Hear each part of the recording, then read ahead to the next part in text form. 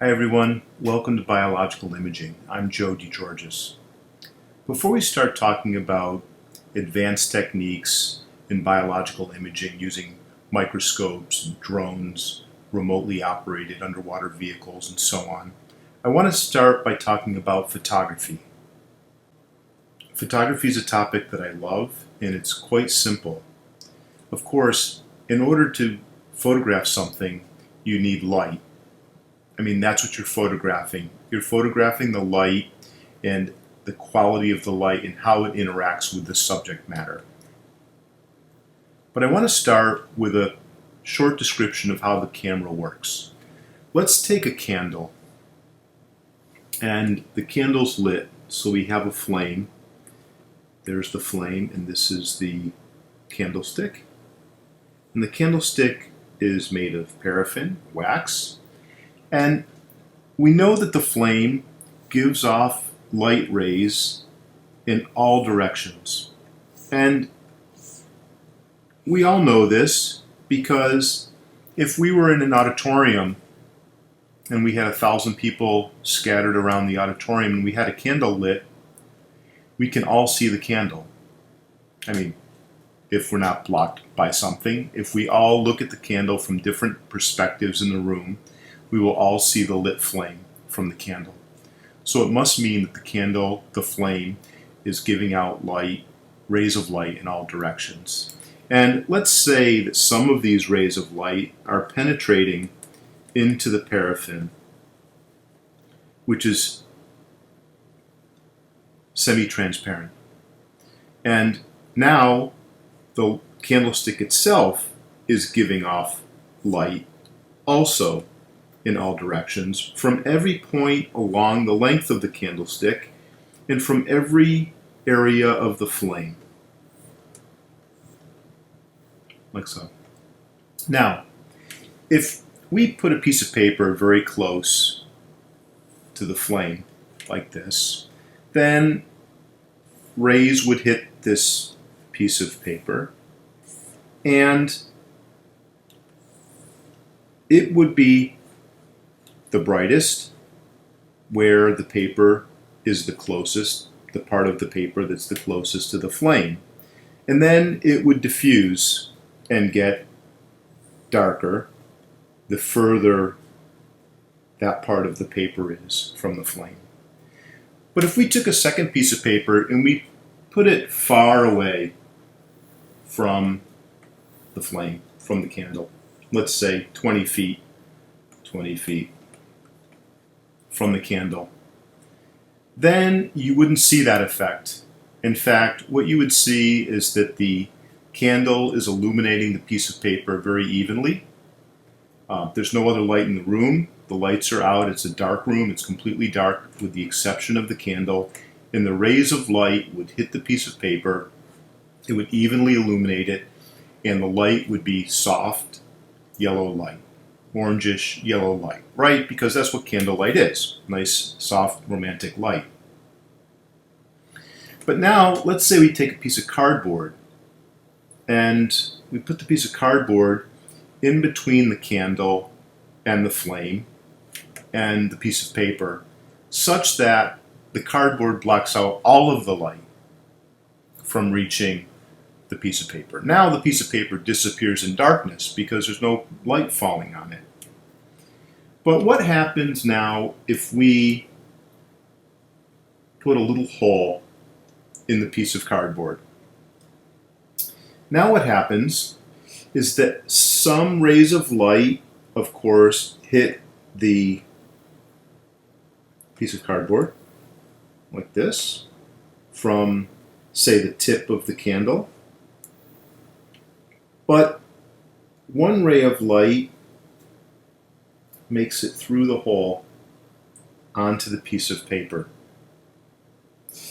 And then if you have light rays coming from, say, the bottom of this candle, because light is coming down through the candle and making it glow, then rays from the candle come out from this part of the candle, and a ray of light makes it through the pinhole to the piece of paper. And then all these other rays are blocked by the piece of cardboard. And if you have a spot of the candle right here, just to give a third example, it's giving off rays in all angles, but one ray makes it onto the piece of paper. And what happens when you have this small hole is you end up seeing an image of the candle on the piece of paper, and it's upside down and backwards. Left is right. Well, the tip of my flame is here. I didn't do a very good job on that. Let's see if I can erase some of this.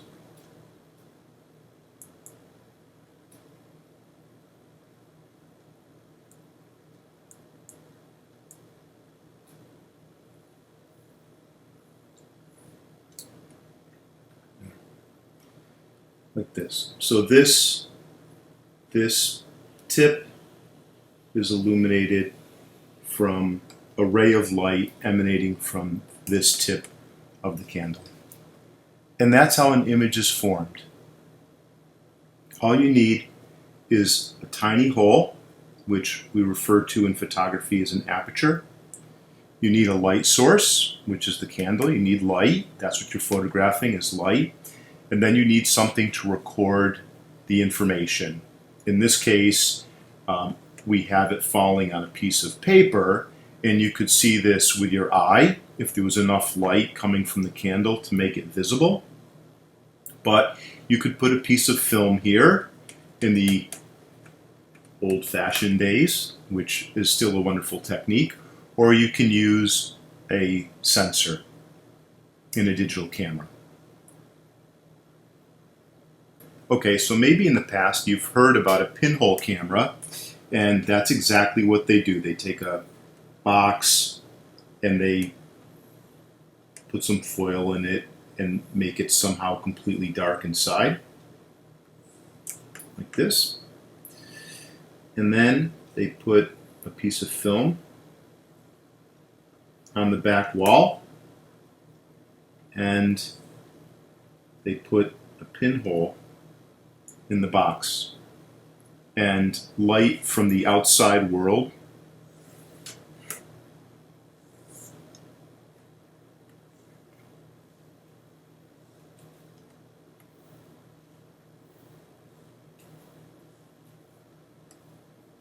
like this enters through the pinhole, and you end up again with your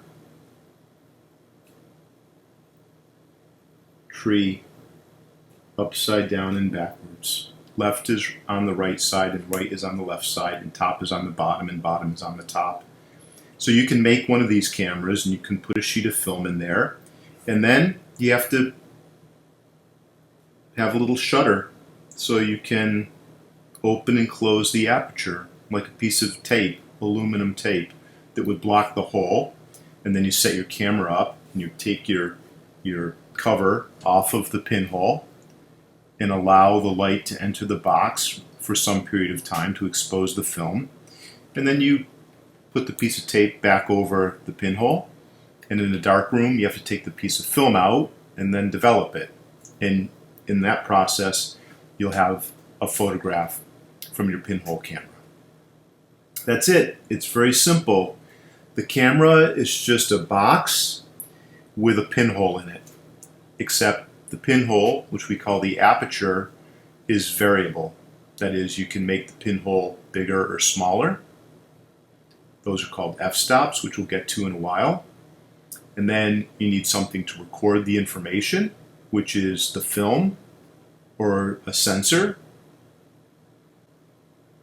Then you need a shutter, that is something to block this light out. So they make a little door that opens and closes inside the camera, and you can change how long the shutter remains open. And then you need light.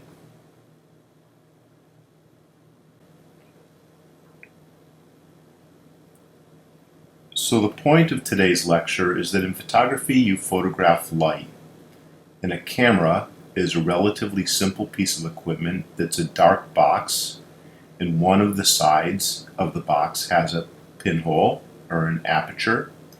And while the camera blocks out most of the light rays that are emanating from the subject, some of the light rays can make it through the pinhole or the aperture, and those light rays form an image that's upside down and backwards on the back wall of the camera.